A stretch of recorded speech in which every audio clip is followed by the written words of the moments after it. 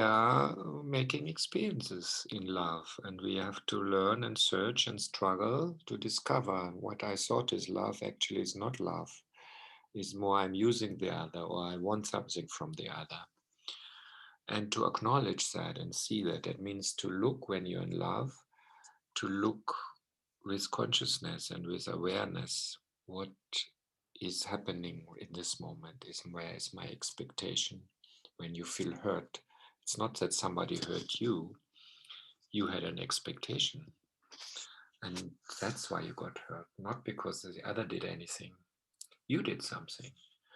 And that is quite an awareness that when we are in a situation where we feel hurt by somebody, we often don't have that. We feel the other hurt me, or the other didn't love me, and you don't see what you are doing.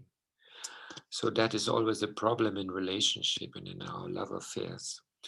We focus too much on the other person and we forget ourselves. And we forget to notice what we are doing. And this awareness grows when you grow in meditation. Then you also see the other, but you also keep an awareness of yourself and what you're doing and how you're behaving. And I think this is great to learn. Then you grow more into consciousness about love. I want to go back to where you were talking about expectations, because I think that's something we can all recognize. Having big expectations on a partner in love and then being miserable when that fails. Yeah. But are you saying it's wrong to expect something from a partner? Well, it's neither right or wrong, it's human. So this is our human state. When you reach a certain level of awareness, your expectations start to disappear because you're more in the moment. Expectation means you're looking at the future, you have desires, you want something, and often we want something which we feel we are missing. So often in relationship, we want from somebody the love that we feel we missed, for example, from our parents. So we often project a partner to be unconditionally loving us, just like parents do. And of course, it has to end up in frustration because it cannot happen.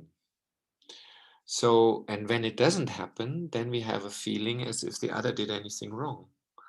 But the other didn't do anything. He was the same person from the very beginning.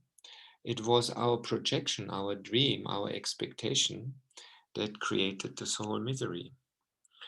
But when we are in love, we are not so aware of that. We are living in an illusion. We are in an illusion about the other. That's why, in my view, the relationship actually starts when you have come out of the honeymoon. When you're in the honeymoon, you are just dreaming. You are dreaming about the other. It's not wrong. It can be beautiful, just like when you take a drug. It's an experience, but it's not so meaningful. So it's good to experience it, to enjoy it, but don't they make too much out of it. So the real thing starts when you come out of the dreams and you can start seeing the other as he is. And then most probably you don't see the other as so fantastic, and you see the other's faults and what you don't like so much in the other. And then you have to start coping with that and see, can you still love a person who does things or behaves in ways that you don't like? And that's your growth, and that's how we grow, through love, because love helps us to open up.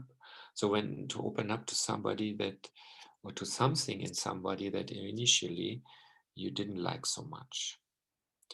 So, and I think this is a good way to grow.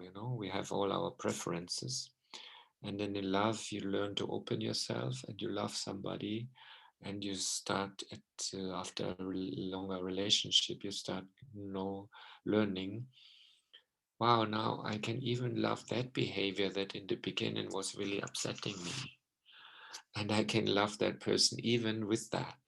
So your ability to love has expanded, has grown. And I think this is a great learning. I think so too. When it's real, as you say, and it's not just a compromise or Yeah, conditioning where we yeah, hold back. yes, because love cannot be a compromise. It's not a business deal, you know.